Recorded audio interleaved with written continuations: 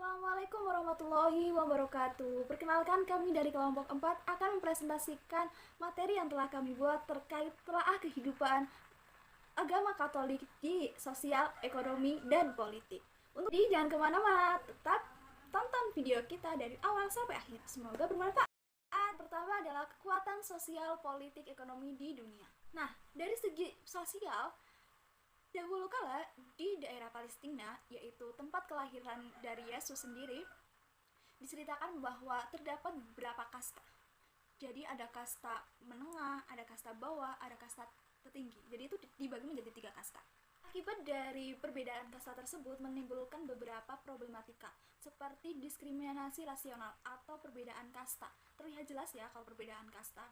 Kemudian pada abad pertengahan di Eropa, agama menjadi dasar acuan dari kehidupan bermasyarakat. Masyarakat beranggapan bahwa gereja merupakan suatu tempat yang berada di bawah kerajaan Tuhan. Manusia sebagai makhluk yang bermartabat sosial tentu saja tidak bisa terlepas dari peran manusia lainnya di segala aspek. Nah, bagi umat Katolik pun seperti itu. Manusia itu sebagai pribadi sosial dan juga mereka itu memiliki tugas untuk membangun, yang mana hal ini harus disyukuri dan dapat dikatakan sebagai anugerah dari Tuhan. Dengan mensyukuri anugerah tersebut diharapkan dapat menumbuhkan kesadaran yang tinggi sehingga mampu mencapai kerjasama dan saling membantu antar sesama. Yesus juga pernah berkata seperti ini, bahwa semua umat manusia harus berbuat baik untuk menebus kejahatan. Bahkan umatnya diperintahkan untuk mencintai musuhnya serta tidak boleh membeda-bedakan sesama manusia. Dalam sepenggal pemahaman tersebut bisa diambil pembelajaran bahwa kehidupan sesama manusia itu harus selalu terjalin secara harmonis ya. Jangan sampai menimbulkan pertikaian. Sangat ditekankan bahwa kerukunan antar sesama itu harus selalu terjalin. Nah, akibat dari timbulnya permasalahan yang tadi sudah dijelaskan, terutama masalah sosial, timbullah ajaran sosial gereja. Salah satu ajaran sosial gereja dilakukan oleh umat Katolik terkait amal dan kebenaran, yang mana hal ini itu dicetuskan oleh Paus Benediktus ke-16 yang terbit sekitar pada tanggal 27 Juni 2009. Dalam ajaran ini menyebutkan bahwa ajaran sosial gereja diperuntukkan untuk keseluruhan umat, di mana kata gereja hanya untuk memahami masyarakat terkait perubahan struktur sosial yang terjadi. Nah, yang selanjutnya adalah kekuatan politik. Sekitar tahun 1929, Vatikan mampu mendirikan negaranya sendiri, sehingga mereka itu memiliki kedaulatan yang penuh. Nah, Vatikan menerapkan sistem politik teokrasi, yang mana dilengkapi dengan struktur kenegaraan. Nah, di sini Paus memiliki peran yang sangat penting. Dia itu sebagai kepala negara dan juga kepala gereja. Adanya ortodoksi agama menyebabkan munculnya berbagai pemikiran baru. Salah satunya adalah dalam bidang politik ya, ada sekularisasi. Sekularisasi ini bisa disebut sebagai pengambilan alih hak milik gereja dan diambil alih oleh negara. Nah, proses ini mengakibatkan adanya pembebasan negara dari sistem gereja. Dengan adanya liberalisme mendorong terjadinya pemisahan antara gereja dan juga negara, di mana agama itu dianggap sebagai suatu yang bersifat pribadi, cakupannya hanya antara keluarga dan gereja, sedangkan urusan yang lainnya akan diambil alih oleh negara. Dalam bidang politik, sekularisasi menciptakan konsep baru, yaitu konsep negara sekular, di mana menurut Weber adanya sekularisasi mendorong agama dipandang sebagai sesuatu yang irasional. Post-sekularisme merupakan jawaban dari adanya krisis masyarakat, di mana di dalamnya itu dijelaskan ya, bahwa masyarakat modern sekular yang seperti saat ini itu dalam kehidupan sehari-hari harus tetap berpatokan pada agama. Jadi jangan pernah meninggalkan agama dalam aspek apapun, seperti itu. Di mana agamalah yang bisa menjadi penerang dari segala permasalahan yang sedang dihadapi. Akibat adanya sekularisme ini dan post-sekularisme ini menuntut gereja untuk bisa menghadapi dan bisa menerjemahkan pesan-pesan yang prapolitis ke dalam ranah agama. Selain itu, gereja juga harus mampu mencerminkan sikap toleransinya sebagai wujud dari kebijakan demokrasi. Salah satu aturan dari ajaran sosial gereja terkait ekonomi adalah mengajarkan bahwa kebebasan dalam berekonomi pada setiap individu itu merupakan hak dan tidak bisa hak masing-masing dan tidak bisa dicabut oleh siapapun. sehingga setiap individu itu memiliki hak yang sama dalam bidang ekonomi. Akibat adanya peralihan abad pertengahan menjadi bangsa Eropa yang modern mengakibatkan banyak sekali perubahan. Seperti dalam aspek ekonomi, perubahan ini ditandai dari adanya revolusi industri yang pada saat itu berada di Inggris sekitar tahun 1700 sampai 1900-an. Dengan adanya revolusi industri ini mengubah berbagai metode-metode produksi serta pola-pola yang baru. Selain berdampak positif, revolusi industri juga berdampak negatif, di mana distribusi kekayaan tidak bisa tersalurkan secara merata pada saat itu. Terjadilah kesenjangan sosial terjadi lagi. Kemudian, beberapa warga yang berada di tempat industri akan terganggu, baik terganggu pendengarannya atau tercemari lingkungan sekitarnya. Nah, setelah adanya revolusi industri, muncullah revolusi-revolusi baru seperti revolusi Prancis, revolusi Rusia. Nah, hingga saat ini adalah pasar bebas. Nah, dengan adanya pasar bebas, maka sumber daya yang dapat diperoleh itu bisa tersalurkan secara merata kepada masyarakat umum. Nah, itu saja yang bisa saya sampaikan terkait kekuatan ekonomi, sosial, dan juga politik agama Katolik di dunia. Selanjutnya, saya Alisa Zanupanagliati akan mempresentasikan tentang kekuatan ekonomi, politik, dan sosial agama Katolik di Indonesia. Agama Katolik di Indonesia adalah agama dengan urutan ketiga setelah Islam dan Kristen Protestan dengan jumlah pemeluk terbanyak. Kekuatan ekonomi Katolik di Indonesia sebenarnya sudah cukup baik karena di sini agama Katolik memiliki peran dan pelayanan yang cukup baik untuk memberikan kekuatan agama Katolik ini tetap eksis, baik dari segi pemberdayaan maupun pelaksanaan lapangan. Salah satu contoh di kegiatan pembekalan swadaya adalah di Tomohon, Sulawesi Utara. Gereja memberikan pelatihan dan pembekalan keterampilan kepada jemaahnya yang bekerja sama dengan lembaga pemberdayaan masyarakat dan berharap bahwa masyarakat atau jemaahnya ini mampu berperan aktif di dalamnya agar mendapatkan kesejahteraan yang lebih baik. Lalu pada sektor keterampilan lapangan bisa diambil contoh di Desa Linimutu, Kabupaten Timor Tengah, Nusa Tenggara Timur, khususnya di Pulau Flores. Gereja GMIT Betania Utaman memberikan pelatihan di 3 sektor, yaitu pertanian, peternakan, dan perkebunan. Pada sektor pertanian, jemaah yang memiliki lahan di lereng gunung diberikan keterampilan dan informasi guna memperbaiki kualitas dan memberikan pasaran hasil pertanian lebih baik. Lalu pada sektor peternakan, gereja memberikan modal bagi mereka yang ingin beternak, yaitu sepasang babi yang jika beranak nanti anaknya dikembalikan satu kepada gereja, dan gereja juga memberikan layanan kesehatan dan obat-obatan jika babinya terkena penyakit. Hal yang sama juga dilakukan pada peternakan sapi. Karena sebelumnya peternakan sapi ini dilakukan dengan lepas kandang dan mengakibatkan kerusakan pada sektor pertanian dan perkebunan, maka gereja memberlakukan sewat anak guna membatasi lahan makan sapi agar baik sektor pertanian dan perkebunan tetap berjalan tanpa mendapat kerusakan dari sektor peternakan ini. Lalu di sektor perkebunan, karena perkebunan yang dimaksud di sini adalah perkebunan pekarangan atau tanaman yang bisa ditanam di pekarangan rumah seperti labu, singkong, kelapa, tuak, pisang, dan kacang-kacangan. Di sini peran gereja adalah memberikan pasaran yang lebih luas dan harga yang lebih baik dari sebelumnya.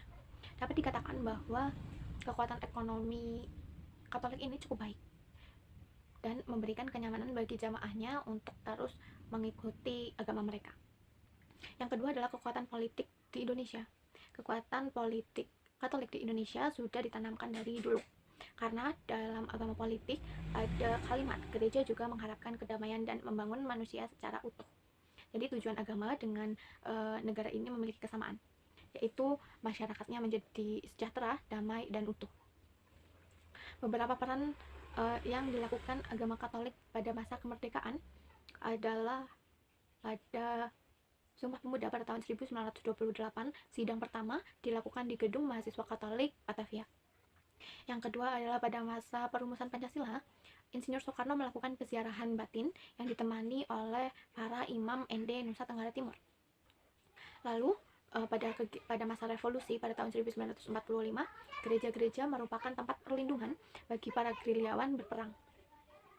Dan pada saat sudah merdeka, salah satu perannya adalah tempat berdirinya Kepolisian Republik Indonesia ini adalah di Seminari Menengah Mertoyudan, Magelang. Seminari ini itu seperti pondoknya orang Kristen seperti itu.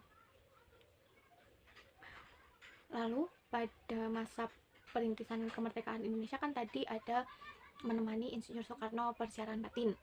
Pada masa yang sudah merdeka ini juga ada kegiatan konferensi Nasional Umat Katolik Indonesia, yang di dalamnya merupakan kegiatan konferensi para umat Katolik yang menyatakan bahwa mereka ini bersyukur menjadi umat agama Katolik sekaligus warga negara Indonesia. Dan di dalamnya terdapat butir seperti ini, partisipasi politik umat Katolik Indonesia yang signifikan adalah bentuk dari pikiran, perkataan, dan terutama perbuatan agama Katolik. Seperti itu. Jadi kekuatan Katolik di Indonesia sebenarnya cukup baik karena banyak memberikan sumbangsih pada masa Indonesia merdeka maupun sebelum merdeka. Selanjutnya adalah kegiatan sosial agama Katolik. Agama Katolik memberikan sumbangsih yang cukup baik kepada masyarakat maupun jemaahnya. Dari dana yang dikucurkan oleh gereja pusat, agama Katolik ini banyak membangun lembaga-lembaga Katolik atau lembaga-lembaga swadaya masyarakat seperti panti asuhan, sekolah, universitas, rumah sakit dan klinik kesehatan, serta lembaga-lembaga lainnya. Seperti pada tahun 1872 sampai 1878 di Kalimantan Tengah didirikan sekolah jemaat di Kuala Kapuas. Yang selanjutnya adalah sekolah pendidikan guru yang didirikan pada tahun 1902 di Kalimantan Selatan, serta seminari guru di Parausarat pada tahun 1868. Sebenarnya kegiatan sosial agama Katolik ini sudah memberikan bukti bahwa kekuatan sosial agama Katolik ini cukup baik karena dengan dilaksanakannya banyak sumbangsih dan juga memberikan bantuan kepada masyarakat baik jamaahnya maupun bukan, seperti di di gereja The Trapani, Blimbing, Malang. Pada masa pandemi ini melakukan kegiatan donor darah yang bekerja sama dengan PMI, lalu pembagian hand sanitizer dan masker kepada petugas lingkungan, ajudan, pengamen, dan tukang parkir di sekitar gereja. Webinar kesehatan juga dilakukan guna memberikan informasi kepada masyarakat agar lebih waspada dalam menangani COVID-19. Program ketahanan pangan juga dilakukan sebagai bentuk memberikan pelayanan kepada jemaat. Kegiatan ini disponsori oleh jemaat yang menjual produknya kepada masyarakat dengan harga yang terbilang murah. Lalu pembagian 100 paket kesehatan berisi masker dan vitamin kepada tukang ojek, tukang angkot, dan pedagang asongan di Malang, di Blimbing Malang ini ya.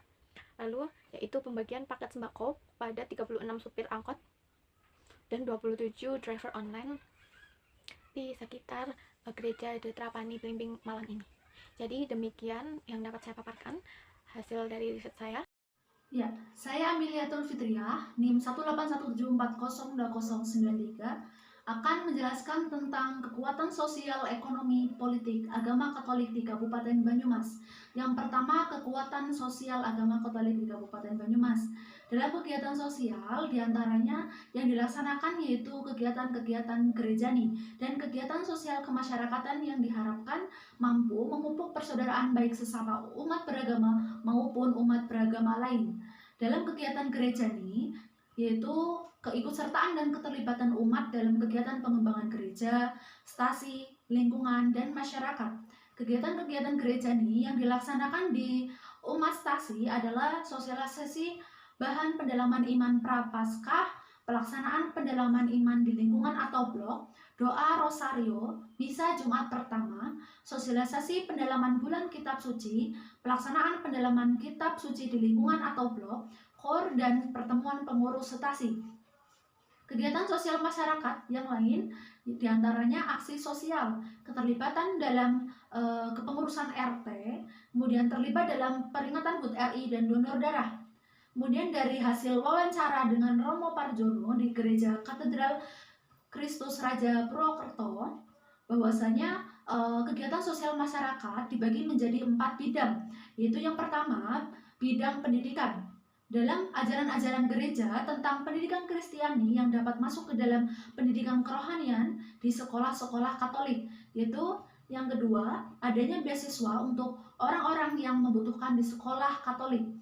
Kemudian bidang kedua, bidang kesehatan, sosial kesehatan, yaitu pembagian masker dan hand sanitizer dan pembangunan rumah sakit Katolik. Kemudian bidang yang ketiga, bidang pendampingan kepada orang yang terpinggirkan baik dari ekonomi, sosial, dan usia. Di antaranya, pengembangan usaha kecil, misal warung-warung kecil, kemudian renovasi rumah untuk masyarakat yang kurang mampu. Kemudian bidang yang keempat, bidang pendampingan sosial politik dalam arti umat Katolik di tengah masyarakat. Umat Katolik di tengah masyarakat ketika menjadi pemimpin, umat Katolik tersebut harus bisa melaksanakan kepemimpinannya tidak memandang agama. Kemudian dalam lembaga gereja selama pandemi pelaksanaan kegiatan sosial diantaranya yang pertama pengaksesan secara online pewartaan, perayaan ekaristi ibadah misa online lewat Zoom dan YouTube. Kemudian yang kedua pembagian sembako dari gereja untuk umat Katolik yang terdampak pandemi pada bulan April sampai Juni tahun 2021. Pada bulan Juli tahun 2021 melanjutkan penyaluran sembako yang kegiatannya disebut dengan Bela Rasa. Kemudian pada bulan Ramadan untuk umat Katolik mempunyai kegiatan pembagian makanan setiap sore sekitar pukul 4:30 sore kepada umat Islam yang berpuasa yang kegiatannya disebut dengan sobat atau sore berbagi berkat. Kemudian kegiatan yang terakhir, sosial terakhir yaitu pembagian masker dan hand sanitizer. Lanjut ke kekuatan yang kedua, kekuatan politik agama Katolik di Kabupaten Banyumas. Dalam kekuatan politik gereja disebut dengan demi kesejahteraan bersama. Politik ini dalam arti kerjasama antar lintas, sedangkan yang berhubungan dengan partai politik, gereja Katolik berpendapat bahwa antara politik negara dengan agama tidak dapat dicampurkan, namun gereja wajib bekerjasama dengan negara. Kemudian kekuatan yang ketiga, kekuatan ekonomi agama Katolik di Kabupaten Banyumas. Dalam kegiatan ekonomi Katolik di Kabupaten Banyumas, dengan menggunakan lembaga swadaya masyarakat dan kelompok pemberdayaan masyarakat sebagai wadah untuk berkembang masyarakat agar mau berperan aktif di dalamnya. Kemudian contohnya diantaranya dalam bidang pertanian, peternakan, perkebunan, dan pendirian tempat-tempat pertapaan yang menjadi pemberdayaan para relawan, yaitu Rumah Halwat OSK, menjadi pilihan penganut agama Katolik dari dalam maupun luar Banyumas. Rumah Halwat OSK ini terletak di Kecamatan Kedung Panteng, tepatnya di Desa Melung. Kemudian yang kedua, adanya Goa Kaliori di Kabupaten Banyumas. Salah satu tujuan didirikan Goa Kaliori di Kabupaten Banyumas untuk menyediakan lapangan pekerjaan bagi masyarakat yang tinggal di sekitar goa. Kemudian yang terakhir, pengembangan usaha untuk pelaku usaha kecil dan renovasi rumah untuk masyarakat yang kurang mampu. Yang selanjutnya adalah aliran-aliran agama Katolik. Agama Katolik ini memiliki dua aliran. Yang pertama adalah aliran Katolik Roma yang berpusat di Vatikan, Roma, Italia, dengan ajaran bahwa Roh Kudus adalah Allah Bapa dan Allah Anak. Dan para paus merupakan para penerus Petrus, atau Petrus ini adalah paus yang pertama. Jadi keturunan, kalau di Islam bisa disebut nabi, seperti itu. Lalu dalam beribadah, atau agama Katolik ini beribadah dengan berlutut dan berdoa seperti pada agama lainnya. Seperti yang banyak kita tahu di film itu, biasanya kan kalau ada orang berdoa itu membuat salib lalu berlutut dan berdoa. Biasanya berdoanya ini tuh dalam bahasa Latin untuk yang berpusat di Katolik Roma ini, di pusatnya. Lalu yang kedua adalah agama Katolik Timur, atau biasa disebut Katolik Ortodok Timur. Di gereja Timur ini berpendapat bahwa bishop atau Roma atau paus bukanlah pemimpin seluruh gereja. Kalau misalnya tadi di Katolik Roma bahwa paus merupakan pemimpin seluruh gereja, maka di Ortodok Timur ini bishop atau uskup atau paus lah yang memiliki kedudukan sama. Jadi kalau misalnya di Katolik Roma, paus itu memegang kekuatan di seluruh agama Katolik, di seluruh gereja agama Katolik. Tapi untuk Katolik Timur ini paus itu tidak memiliki kekuatan keseluruhan. Hanya yang memiliki kekuatan itu ya uskup atau paus atau bishop yang ada di gereja tersebut. Jadi ibaratnya kalau misalnya di Islam itu yang presiden ya, misal presiden ya, kalau di agama Katolik Roma itu presiden itu berkekuatan di seluruh masjid musola di Indonesia. Tapi kalau misalnya di agama ini berpendapat bahwa mereka yang berwenang di masjid atau musola tersebut ya pengurusnya, imamnya di situ. Lalu agama Katolik Timur ini berpusat di Istanbul, Turki, dan percaya bahwa Roh Kudus ini hanya Roh Kudus Papa. Kalau tadi di Katolik Roma itu Roh Kudus adalah Allah Bapa dan Allah Anak, tapi kalau misalnya di Katolik Timur ini bahwa Roh Kudus ini hanya Roh Bapa. Dan beribadahnya pun sholat 7 waktu yang diawali juga dengan wudhu, namun sholatnya ini menghadap ke timur dan juga hanya 3 tahapan, yaitu berdiri, ruku, dan sujud. Pada rakaat pertama membaca doa Mazus Daud dan dilakukan dengan berdiri. Lalu rakaat kedua dilakukan dengan sujud dan ruku yang bersamaan dengan gerakan salib.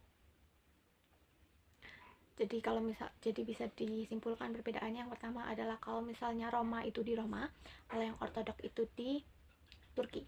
Lalu pada ibadahnya yang ortodoks itu sholat 7 waktu, tapi untuk yang Roma itu beribadah biasa, salib, berlutut lalu berdoa. Lalu dari pakaiannya pun bisa dilihat cukup berbeda. Biasanya kalau yang di Istanbul Turki ini, yang Ortodok Timur ini, pausnya atau mereka yang beriman itu pakai peci yang tinggi berbentuk gitu. Tapi kalau misalnya untuk yang di Vatikan ini, yang Katolik Roma ini biasanya menggunakan, kalau di Islam itu peci rajut yang putih itu, seperti itu. Jadi tadi adalah aliran-aliran yang ada di agama Katolik. Terima kasih. Oke, selanjutnya kita akan membahas tentang relasi Islam dan Katolik di dunia, di Indonesia, dan di Banyumas sendiri. Pertama, kita akan membahas tentang relasi Islam dan Katolik yang berada di dunia. Sebenarnya, hubungan antara Kristen, Katolik, Islam, itu mereka sebetulnya sama-sama memiliki ideologi dan teologi yang cukup dekat dan harmonis. Hal tersebut bisa dibuktikan dengan adanya persamaan bahwa Tuhan itu satu dan juga percaya bahwa hidup dan mati di bumi itu hanya sementara. Namun, agama Islam sendiri itu mendapat perspektif negatif dan dianggap sebagai ancaman bagi agama-agama lain yang berada di dunia, terutama negara barat. Kemudian, menurut perspektif dari Amerika terhadap negara Arab dan umat Islam, itu selalu memiliki image dan gambaran yang negatif. Bahkan, bisa dikatakan dalam sejarah historis sudah menjadi rivalitas dan kompetitor bagi suatu peradaban umat. Jadi selalu mendapat wajah yang negatif seperti itu. Kemudian, kemunduran Islam ditandai dengan adanya Renaissance dan kemudian dilandasi krisis sehingga tertinggal dan dibenturkan oleh peradaban dunia. Negara Amerika Utara sendiri, dengan adanya Reconquista, banyak umat Islam yang keluar dari Spanyol menuju Amerika dengan jalur laut dengan keahlian navigasi mengarungi samudra. Sedangkan di Amerika Tengah dan di Selatan, mayoritas itu adalah memiliki agama Katolik, yang mana terhadap Kristen dan Muslim itu jauh lebih tidak suka terhadap agama Muslim. Dilihat dari peperangan antara Muslim dan Kristen lebih banyak dipresentasikan oleh Katolik. Nah, dengan misi God Glory Gospel, selain untuk kejayaan Katolik, keuntungan materi, juga untuk menyebarkan agama Katolik. Dan agama Katolik sendiri itu menganggap agama Islam itu sebagai musuh. Kemudian membahas tentang relasi Islam dan Katolik yang berada di Indonesia. Sedangkan di negara Indonesia sendiri, agama Islam itu menjadi agama yang mayoritas. Jadi ada 88% penduduknya itu beragama Islam yang mayoritas banyak dijumpai di negara barat atau di negara bagian barat seperti Pulau Jawa dan Sumatera. Dan agama Katolik itu merupakan agama yang pertama kali masuk pada abad ke-7, namun agama Katolik sendiri itu merupakan agama minoritas di negara Indonesia. Lihat dari ketuhanan bahwa antara agama Islam dan Katolik itu merupakan agama yang masuk ke dalam kategori monoteisme, yakni merupakan sikap percaya sepenuhnya kepada Tuhan Yang Maha Esa. Islam dan Katolik sangat percaya bahwa mereka memiliki Tuhan yang esa, yaitu satu. Antara agama Katolik dan agama Islam itu cukup fundamental bagi setiap agama, yang mana harus saling komitmen untuk kemasyhuran kitab masing-masing kitab. Dan di sini sangat bermanfaat bagi para pemimpin Katolik, Protestan dan Islam yang mana dapat saling berkonsultasi untuk tukar pikiran secara terbuka. Artinya akar dari permasalahan antara agama Katolik dan Islam itu dibatasi oleh masing-masing agama, yang mana terjadi sebuah perkelahian yang telah terjadi di Ambon, sering terjadi konflik sampai menjadi perang antar warga dan kampung. Oleh demikian, dengan adanya konflik yang berdarah ini, agama dengan mudah menjadi unsur pemersatu. Ada pula peristiwa Orde Baru yang mana membuat umat Islam itu menudingkan bahwa umat Kristen Katolik lebih diuntungkan dalam pemerintahan. Hal ini semakin menambah ketegangan sehingga kemajuan negara Indonesia terganggu dengan adanya hal tersebut. Kemudian konflik yang terjadi selain dikarenakan faktor ekonomi, politik, sosial, dan yang paling eksklusif adalah konflik-konflik yang terjadi antar pemeluk umat beragama. Jadi hubungan Islam dan Katolik itu dahulu cukup mengecewakan karena penyiaran agama Kristen dan RUU perkawinan baik dalam hukum maupun politik itu terjadi perbedaan dan selek seperti itu. Kemudian kerukunan dalam beragama adalah bukan ide Indonesia, melainkan dari pihak misi dan ending. Kemudian namun tetap saja tidak bisa dibiarkan begitu saja karena sebagai warga negara yang hidup berbangsa dan bernegara tentu harus menanamkan sikap toleransi dan saling menghargai walaupun memiliki background atau perbedaan agama yang cukup signifikan. Nah, kemudian mengenai relasi Islam dan Katolik di Kabupaten Banyumas. Di Banyumas sendiri, agama Islam atau pemeluk agama Islam itu jumlahnya itu ada 1.760.950 jiwa. Sedangkan agama Katolik sendiri hanya terdiri dari 16.453 jiwa. Jadi sudah mayoritas itu agama Islam. Kemudian kalau di Banyumas sendiri itu ada sebuah komunitas yang mana memiliki tujuan untuk membangun sikap toleransi antar umat beragama, yang kita sering ketahui komunitas itu bernama Gus Durian Banyumas. Nah, dengan adanya hal tersebut sehingga menuntut setiap pemeluk agama diharapkan saling menghargai, menghormati berbagai perbedaan agama yang ada. Nah, di sini muncul sebuah sikap toleransi, dan toleransi yang digunakan itu melalui dua pendekatan. Yang pertama adalah melalui teori toleransi sosial melalui kegiatan posko Gus Durian peduli COVID. Nah, ini adalah baru-baru yang terjadi semenjak adanya pandemi COVID, sehingga dapat mencerminkan sikap toleransi yang dilandasi dengan kesadaran agama, sehingga toleransi antar umat agama itu bisa saling berkembang. Yang kedua itu ada teori toleransi melalui diskusi peringatan Hari Toleransi Internasional. Menurut Gus Dur sendiri, setiap agama itu memiliki dasar yang yakni cinta kasih kepada sesama manusia. Berikut beberapa ada strategi yang digunakan dalam gerakan toleransi melalui jaringan Gus Durian. Yang pertama itu ada menggunakan pengaruh lingkungan sekitar, mengakui keberadaan dan merangkul pula, kemudian kampanye secara masif, produksi melalui kolektif, hidup damai dan toleran, serabung dan masyarakat, dan masih banyak lagi. Nah, dengan adanya sebuah komunitas Gus Durian tersebut yang terdiri dari sekitar 130 komunitas dari berbagai daerah yang mana memiliki semangat perjuangan untuk membangun sikap humanis, pluralis, dan nasionalis, sehingga sikap toleransi dalam pemeluk-pemeluk agama yang berada di Banyumas sendiri itu cukup baik. Hal tersebut dibuktikan adanya beberapa peran dan isu gerakan yang dikembangkan oleh Gus Durian. Itu ada isu strategis kewarganegaraan, isu strategis demokrasi, agraria, ekonomi, dan lain sebagainya. Yang mana dengan adanya gerakan-gerakan tersebut itu dapat memberikan dan menumbuhkan sikap toleransi bagi masing-masing pemeluk agama. Itu sekian sedikit penjelasan dari saya. Apabila ada kurangnya saya mohon maaf. Terima kasih.